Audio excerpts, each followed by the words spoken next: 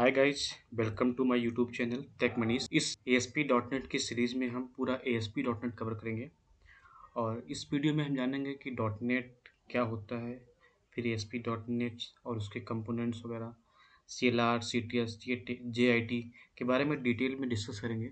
तो वीडियो को पूरा देखें और स्किप ना करें, जिससे आपको सारी चीज़ समझ में आए। तो सबसे पहले हम जानते हैं कि व्हाट इज़ .NET। .NET क्या होता है? जब भी हम ASP.NET की बात करते हैं तो सबसे पहला जो टर्म आता है वो होता है .NET का।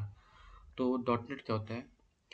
.NET is a open source and cross-platform development platform made up tools, programming language and library for building many types of application.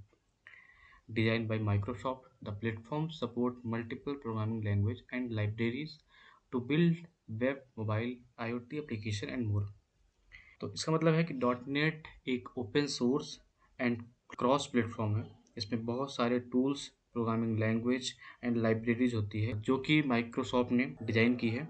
.NET अगर सिंपल भाषा में जानते हैं तो .NET मल्टीपल प्रोग्रामिंग लैंग्वेज और लाइब्रेरी सपोर्ट करता है, जिसके थ्रू हम वेब एप्लीकेशन, मोबाइल एप्लीकेशन और डेस्कटॉप एप्लीकेशन, IoT एप्लीकेशन को डिज़ाइन और डेवलप और C#, F# और 44 लैंग्वेज को सपोर्ट करता है। नेक्स्ट चलते हैं, व्हाट इज ASP.NET। ASP.NET क्या होता है? ASP.NET is a server side is the technology for creating dynamic page। Server side means कि जो भी कोड ASP.NET में लिखा जाता है वो सर्वर साइड पे सेव होता है। और ASP.NET extend the .NET platform with tool and library is specifically for building web page। Third है ASP.NET is web development platform provided by Microsoft. It is used for creating web-based application. ASP.NET was first released in the year of 2002. ASP.NET application can also be written in variety of .NET language. These include C#, VB.NET and J#. The full form of ASP is Active Server Page and .NET is Network Enabled Technology. अभी यहाँ पर हम बात करते हैं framework का मतलब क्या होता है। फ्रेमवर्क को अगर सिंपल भाषा में समझते हैं तो फ्रेमवर्क को कलेक्शन ऑफ क्लासेस होती हैं, जिसमें ढेर सारी लाइब्रेरीज, मेथड, इवेंट्स होते हैं, प्रॉपर्टीज होती हैं, जिनके थ्रू हम वेब बेस्ड एप्लीकेशन को डेवलप करते हैं। ASP.NET को के थ्रू हम डायनेमिक वेबसाइट को डिज़ाइन कर सकते हैं। और ASP.NET के बेनिफिट्स क्या क्या हैं? भाई मैंने बताया कि ASP.NEट सर्वर साइड टेक्नोलॉजी होती है और ये क्रॉस मल्टीपल लैंग्वेज को सपोर्ट भी करता है। जो इसकी बेनिफिट्स होते हैं, browser capability, every browser read HTML। जब भी हम कोई कोड लिखते हैं, किसी भी लैंग्वेज में लिखते हैं, तो वो जो जब क्रोम पे या किसी ब्राउज़र पे आता है तो HTML में कन्वर्ट होता है। तो ये इसकी कैपेबिलिटी होती है इससे। दूसरा है protection of source code. Protection of source code इसलिए है क्योंकि जब जो भी कोड हम लिखते हैं वो सर्वर साइड पे होता है, जिसकी वजह से कोड जो है वो यूजर्स को नहीं दिखता है।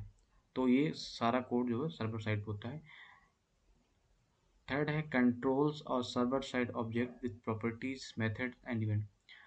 बहुत सारे कंट्रोल्स दिए हैं, प्रॉपर्टीज दिए हैं, मेथड दिए हैं, इवेंट दिए हैं, सर्वर साइड पे होते हैं, जिसके थ्रू हम इजीली वेब एप्लीकेशन को डेवलप कर लेते हैं। अब एक क्वेश्चन इसमें आता है, हमें सर्वर साइड टेक्नोलॉजी की नीड क्यों पड़ती है? जब भी कोई हम डायनेमिक वेबसाइट बनाते हैं तो उसमें दो मेन कंसर्न होता है, उसका डिज़ाइन एंड डेवलपमेंट। डिज़ाइन के लिए हम HTML, CSS, जावास्क्रिप्ट, बूटस्ट्रैप, ढेर सारी चीज़ों का यूज़ करते हैं, जो कि एक स्टैटिक वेबसाइट की तरह बिहेव करती है। मतलब उसमें जो चीज़ हमने एक बार इंसर्ट कर दी, दोबारा से अगर हमको उसमें हम डायनेमिकली उसमें कुछ भी चेंज नहीं कर सकते, उसको हमको दोबारा ही उसको फिर से कोड को लिखना पड़ेगा पूरा, उसके बाद ही उसको हम दोबारा से चेंज कर सकते हैं। जबकि ASP.NET सर्वर साइड टेक्नोलॉजी के थ्रू हम वेबसाइट को डायनेमिक बना सकते हैं और हम उसको डायनेमिकली उसको कंटेंट को या जो भी फंक्शंस वगैरह है उसको हम चेंज कर सकते हैं। फिर चलते हैं .NET फ्रेमवर्क क्या होता है। What is .NET framework.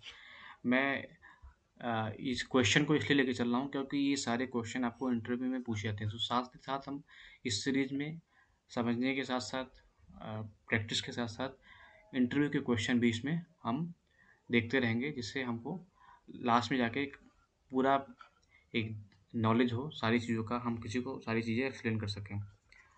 तो अभी हमने डॉट नेट और एएसपी डॉट नेट के बारे में जान लिया। अब हम जानेंगे कि डॉट नेट फ्रेमवर्क क्या होता है। डॉट नेट फ्रेमवर्क एक सॉफ्टवेयर फ्रेमवर्क है।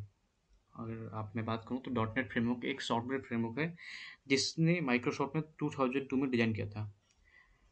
डॉट नेट फ्रेमवर्क जो है अलग अलग प्रोग्रामिंग लैंग्वेज में बनाई गई एप्लीकेशन को चलाने के लिए एक एग्जीक्यूशन इन्वायरमेंट देता है। मतलब कई सारे लैंग्वेज को में बनाई गई application co dot net framework एक एग्जीक्यूशन इन्वायरमेंट देता है, या सिंपल भाषा में कहें तो ये कॉमन प्लेटफॉर्म प्रोवाइड करता है, जिसमें मैंने भी बताया कि लगभग 44 भाषाओं को सपोर्ट करता है डॉट नेट लैंग्वेज। तो डॉट नेट फ्रेमवर्क उसको एक एजुकेशन इन्वायरमेंट प्रोवाइड करता है जिसके थ्रू सारे एप्लीकेशन रन होते हैं। फ्रेमवर्क की एवरी क्लास में आपको प्रॉपर्टीज़, मेथड, इवेंट्स होते हैं, जिससे हम क्या होता है रोबस्ट एंड सिक्योर एप्लीकेशन को डिज़ाइन कर सकते हैं और ईज़िली हम उसको समझ सकते हैं और डिज़ाइन करने में आसानी होती है, डेवलप करने में आसानी होती है। थर्ड है फिर हम टूल्स क्या होते हैं, tools needed for development. Dot net technology में जो भी डेवलपमेंट के लिए होता है वो कौन कौन से हमको टूल चाहिए होते हैं। पहला टूल होता है IIS, इंटरनेट इंफॉर्मेशन सर्वर। और थर्ड सेकंड है डॉट नेट फ्रेमवर्क। उसके बाद है विजुअल स्टूडियो और उसके बाद प्रोग्रामिंग लैंग्वेज जैसे सी शार्प, विजुअल बेसिक, जावा स्क्रिप्ट, ढेर सारी लैंग्वेज है, उसको हमें नॉलेज होनी चाहिए। तो ये सारी चीज़ें हैं। IIS क्या होता है, IIS आपका जो कंप्यूटर या डेस्कटॉप है, जब भी हम अगर हमको डॉट नेट का एप्लीकेशन रन करना है तो IIS आपके सिस्टम में पड़ा होना चाहिए, अदरवाइज आपका एप्लीकेशन रन नहीं होगा। डॉट नेट फ्रेमवर्क में बता दिया।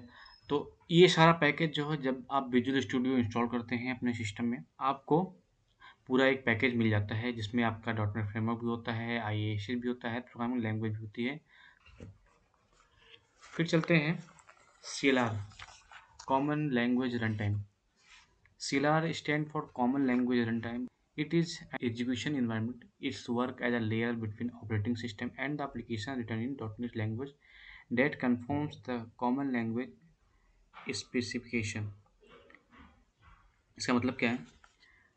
CLR को हम कॉमन लैंग्वेज रन टाइम भी कहते हैं।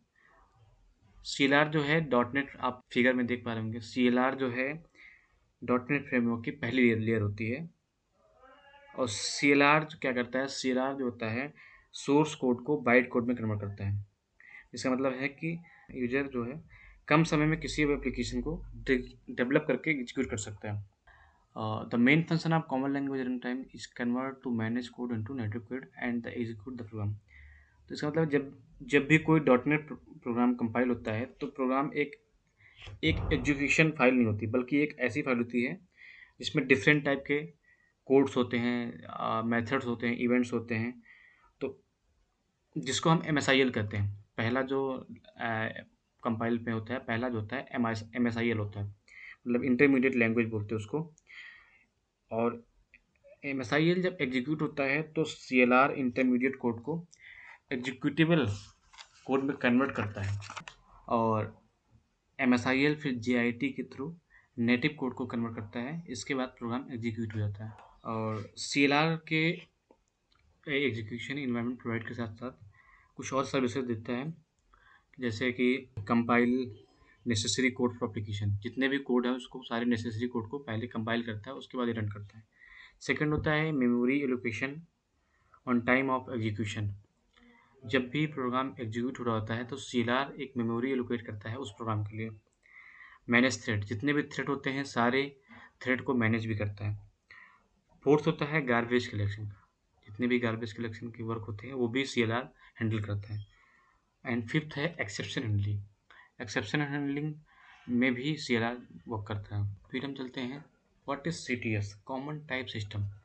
Common type system standardize the data types of all programming language using .NET under the umbrella of .NET to a common type for easy and smooth communication among this .NET language. Common type system क्या होता है? Common type system आप बोल सकते हो एक group होता है जो डिस्क्राइब करता है .NET लैंग्वेज को एक समान रूप से यूज करने के लिए। मतलब सारे लैंग्वेज हैं उसमें मतलब सी शार्प भी है, आप विजुअल बेसिक भी है, एफ शार्प भी है। तो एक सीटीएस देता है कि जिसमें सारे डेटा होते हैं, वो समान रूप से काम करते हैं। जैसे एग्जांपल के थ्रू पे लेते हैं सी शार्प में एक क्लास लाइब्रेरी यूज़ करते हैं, जैसे पब्लिक क्लास, और सेम वही हम करते हैं, सेम क्लास लाइब्रेरी हम यूज़ कर सकते हैं वीवी डॉट नेट में। तो दोनों जो क्लास हैं, वो सीटीएस के द्वारा ही डिफाइन की गई है। और सेकंड एग्जांपल देखते हैं हम, जब भी हम कोई डेटा टाइप डिक्लेयर करते हैं, मान लीजिए सी शार्प में हमने इंट डेटा टाइप किया और सेम हमने डेटा टाइप किया वीवी डॉट नेट में, तो जब भी वो कन्वर्ट होता है तो वो इन 32 में होता है, क्योंकि ये सीटीएस की एक स्टैंडर्डाइज फॉर्म इस सीटीएस के थ्रू होता है कि तमाम लैंग्वेज को हम इसमें डॉट नेट फ्रेमवर्क यूज कर सकते हैं। नेक्स्ट बात करते हैं CLS। What is CLS? Common language specification. On the one of the important goal .NET Framework is support multiple language. This is achieved by CLS. अगर मैं बात करूँ तो अभी आप देख पा रहे होंगे फिगर में .NET complement language, C sharp, Perl, Python, ढेर सारी लैंग्वेज होती हैं। तो कॉमन लैंग्वेज स्पेसिफिकेशन क्या करता है? .NET में CLS के थ्रू ही हम मल्टीपल लैंग्वेज को यूज कर सकते हैं। कॉमन लैंग्वेज स्पेसिफिकेशन जो है, एक रूल्स और गाइडलाइंस का एक ग्रुप होता है जो इन रूल्स और गाइडलाइन को फॉलो, और इन रूल्स और गाइडलाइंस को .NET फ्रेमवर्क में हम यूज होने वाली सारी लैंग्वेज को फॉलो करना पड़ता है। CLS जो है CTS का ही एक सबसेट होता है। इसका मतलब है CTS के सभी रूल CLS में भी अप्लाई होंगे। For multiple language to interpret it is necessary that should go on common language certain features such as type review.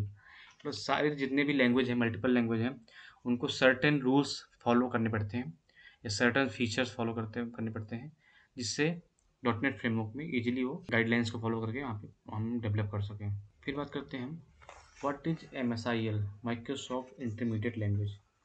The Microsoft intermediate language also known as common intermediate language CIL is a set of instructions that are performed independent and are generated by the language specific compiler from the source code.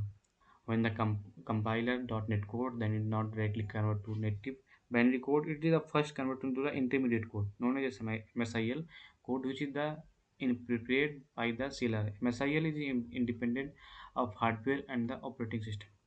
Figure में आप देख पा रहे होंगे कि code यहाँ पे दिया है। आप कोई भी लैंग्वेज में कोड लिखिए, पहले वो कोड जो है कंपाइलर में जाएगा तो MSIL रहेगा, फिर जस्ट इन टाइम के द्वारा वो एग्जीक्यूट होगा नेटिव कोड में। तो MSIL क्या होता है? MSIL को हम IL भी कहते हैं। IL मीन्स कि इंटरमीडिएट लैंग्वेज भी कहते हैं। जब भी कोई सॉफ्टवेयर इंस्टॉल होता है, जब भी वो रन होता है, तो क्या होता है, उस टाइम पे वो एक एग्जीक्यूशन फाइल नहीं होता है, वो एक तरह से एक कोड्स होता है, सोर्स ऑफ कोड होता है, कोड्स होते हैं, तो वो फिर MSIL में कन्वर्ट होते हैं, जिससे हम कहते हैं MSIL। और MSIL फिर JIT के द्वारा ये एग्जीक्यूट होता है नेटिव कोड में। तो MSIL क्या है? MSIL आप जो है इंटरमीडिएट लैंग्वेज कहते हैं, और वो जो कोड्स या सोर्स हैं उसे हम MSIL कहते हैं। पहला जो कंपाइल होता है वो MSIL में होता है। और MSIL हार्डवेयर और ऑपरेटिंग सिस्टम पर इंडिपेंडेंट भी होता है।